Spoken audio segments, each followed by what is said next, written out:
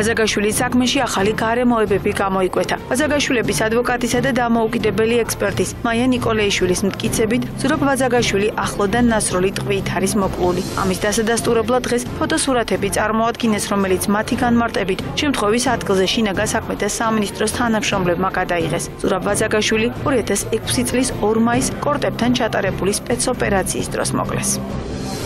ამ ფოტო-ვიდეო მასალის ანალიზმა, ასევე სხვა მასალების ერთობლიობამ უკვე მოგცა ჩვენ იმის თქმის უფლება დადასტურებულად და დასაბუთებულად, რომ ავტომანქანის ბოძზე შეჯახების შემდეგ ზურაბ ვაზაგაშვილი იყო ცოცხალი და მას სასიკვდილო დაზიანება მიაყენეს სწორედაც იმ დროს არსებული კორტების მიმდებარე ტერიტორიაზე კედლის მხრიდან გასროლები ნაწარმოები იყო ახლო მანძილიდან, რამაც გამოიწვია ამ ადამიანის სიკვდილი. სროლის მანძილი განსაზღვრული არ არის.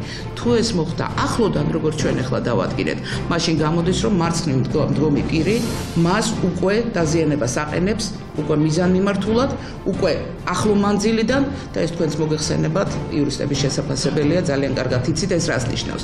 ეს არ არის შორიდან ავტომატით ნასროლის დაწყრილული მარჯვენა მხარეს მიყენებული დაზიანებები. ანუ ზურაბ ვაზაგაშვილს დაზიანება მიაყენა მანქანის მხრიდან და მისი სხეულის მიმართ მარცხენა მხარეს ყოფმა პირმა